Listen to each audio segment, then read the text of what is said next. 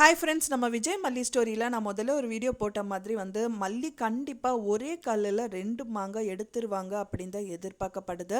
ஏன்னா பார்த்திங்கன்னா இப்போ அந்த மாதிரி தான் இந்த எபிசோட்ஸ் எல்லாம் போயிட்டுருக்கு.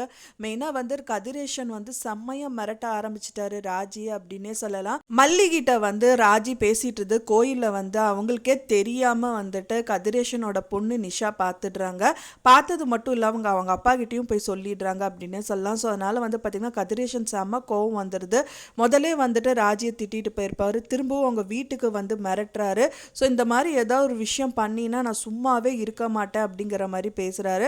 அப்பதான் ராஜி சொல்றாங்க, அப்பதான் தெரிய வருது நிஷா சொல்றது வச்சு தான் பார்க்கும்போது கண்டிப்பா அப்ப நம்ம பேசுறது எல்லாமே மல்லிகிட்ட பேசுனது எல்லாமே இந்த நிஷா கவனிச்சிருக்கா. ஸோ அதனால வேற மாதிரி தான் பதில் அடிக்கணும் உங்களுக்கு அப்படின்னு சொல்லிட்டு செம்மையா அவங்களுக்கு செக் பாயிண்ட் பண்ற மாதிரி ஒரு பதிலும் கொடுக்குறாங்க.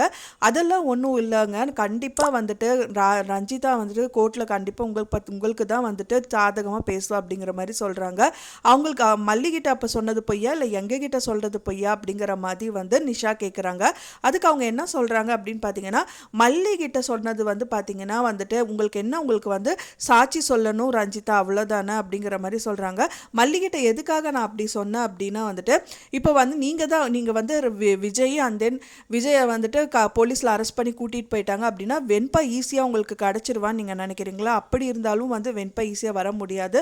கண்டிப்பாக மல்லிகிட்ட தான் கோர்ட் ஆர்டர் வரும், மல்லிகிட்ட தான் அந்த பொண்ணு இருந்தாகணும் அப்படின்னு சொல்லிட்டு அது முறியடிக்கிற விதமாக தான் நான் இப்போ இந்த மாதிரியெல்லாம் பண்ணியிருக்கேன். இப்போ அதுக்கு முன்னாடி இப்போ இந்த கோர்ட்டுக்கு இந்த கோர்ட்டுக்கு இந்த கேஸ் வர்றதுக்கு முன்னாடி மல்லி விஜய் வச்சு பிரிஞ்சு போயிட்டா அப்படின்னா கண்டிப்பாக நெர்கதியாக வெண்பா நிற்பாங்க. அந்த டைம் பார்த்து உங்ககிட்ட தான் வெண்பாவை கோர்ட் ஆர்டர் வரும். ஸோ இப்படி இல்லாட்டா மல்லிகிட்ட தான் கோர்ட்டில் மல்லி தான் பார்த்துக்கணும்னு சொல்லிடுவாங்க. ஸோ அதுக்காக தான் இந்த விஷயங்கள் எல்லாமே பண்ண அப்படின்னு சொல்லிட்டு பார்த்தீங்கன்னா ராஜி கதிரேஷன் கிட்ட சொல்லிட்டு இருக்காங்க.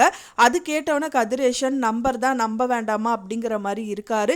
இருந்தாலும் அவங்களுக்கு ஒரு செக் பாயிண்ட் வைக்கணும் அப்படிங்கறதுக்காக தான் இந்த விஷயங்கள் எல்லாமே பண்ணியிருக்காரு. என்ன சொல்லியிருக்காருன்னா, இப்போ நீ முதலே உங்க தம்பி கிட்ட நீ சொத்தெல்லாம் எழுதி வாங்கின அப்படிங்கிற விஷயம் எல்லாமே எனக்கு தெரியும். தெரிஞ்சது மட்டும் இல்லாமல் அதோட ஆதாரமும் என்கிட்ட இருக்கு.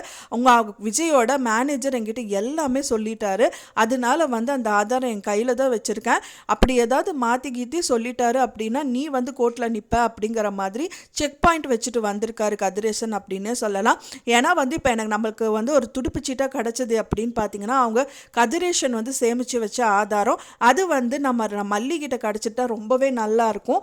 ஏன்னா ஒரே கல்லில் பார்த்தீங்கன்னா சொத்தை பறிச்ச இந்த ராஜியை திரும்பவும் ஜெயிலுக்கு போட்டுறான். அண்ட் கதிரேசன் இந்த மாதிரி எல்லாம் பொய் கேஸ் நடத்துறதுன்னு சொல்லிட்டு அவங்களையும் ஜெயிலுக்கு அனுப்பியிருக்க நிறைய சான்சஸ் இருக்கு.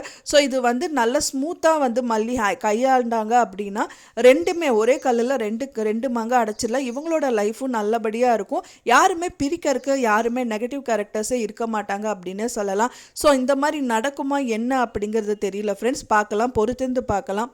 மல்லி இந்த மாதிரி விஷயம் எதுவுமே வீடியோ எடுத்து வைக்கல. பட் ஆனால் கதிரேஷன் கையில் எல்லாமே கிடச்சிருக்கு அப்படின்னு சொல்கிறாங்க. ஸோ கதிரேஷன் ஃபோன்லேருந்து ஏதாவது ஒரு மெசேஜை அவங்க எடுத்துக்கலாம், இல்லாட்டா அவங்க மொபைலில் சீஸ் பண்ணால் நல்லாயிருக்கும். ஸோ இந்த மாதிரி நம்ம கோணங்களில் எதிர்பார்க்குறோம். இன்னொன்று பார்த்திங்கன்னா இவர் கதிரேஷனோட விஷயங்கள் எல்லாமே மல்லி ரெக்கார்ட் பண்ணி வச்சுருந்தா அது ஒரு துடுப்புச்சீட்டாக இருக்கும். ஸோ இந்த மாதிரி ஏதாவது ஒரு விஷயங்கள் ஒன்றா அன்னபூர்ணியமா அரவிந்த் இல்லாட்டா மல்லி இந்த 3 பேரில் யாராவது ஒருத்தர் பண்ணிட்டாங்கன்னா ரொம்பவே நல்லா இருக்கும் கதை அப்படின்னே சொல்லலாம். ஏன்னா பார்த்தீங்கன்னா எவ்வளோ கதறிட்டு இருந்தாங்க 2 பேருமே, 2 எதிரிகள் திடீர்னு முளைச்சிட்டு இந்த மாதிரி விஷயங்கள் எல்லாம் பண்ணுறது யாருக்குமே பொறுத்துக்க முடியாது. யாருமே வேண்டாம், சரி சொத்தே வேண்டாம் அப்படின்னு சொல்லி ஒதுங்கி அவங்களே வாழ்ந்தாலும் குழந்தை எனக்கு வேணும்னு சொல்லிட்டு கதிரேஷனும் எனக்கு சொத்து புடுங்கினது மட்டும் இல்லாமல் உன்னோட லைஃப் ராஜிக்கு அப்படிங்கிற மாதிரியும் கடைசியில் மல்லி அனாதை பண்ண மாதிரியும் இந்த மாதிரி விஷயங்கள் எல்லாமே நடந்துட்டு இருக்கு. ஸோ இது எல்லாமே டோட்டலாக ஃப்ளாப் ஆகிறதுக்கு இந்த மாதிரி நான் சொன்ன மாதிரி இந்த விஷயங்கள் எல்லாமே ஸ்மூத்தாக நடந்தால் நல்லாயிருக்கும். கண்டிப்பாக பார்த்திங்கன்னா இந்த எபிசோடில் ஒரு செக் பாயிண்ட் வச்சு தான் இருப்பாங்க அப்படின்னு தான் எதிர்பார்க்கப்படுது. ஏன்னா இவ்வளோ ஈகராக நாலா பக்கமும் பிரச்சனை வரதுனால கண்டிப்பாக ஏதாவது ஒரு விஷயத்தில் மல்லி அந்த அவங்க குடும்பத்து கூட சேர்றதுக்கு நிறைய சான்சஸ் எபிசோட்ஸில் காமிப்பாங்க கூடி விரைவிலே. ஆனால் இந்த மாதிரி நடக்குமா அப்படிங்கிறது பொறுத்திருந்து தான் பார்க்கணும் ஃப்ரெண்ட்ஸ்.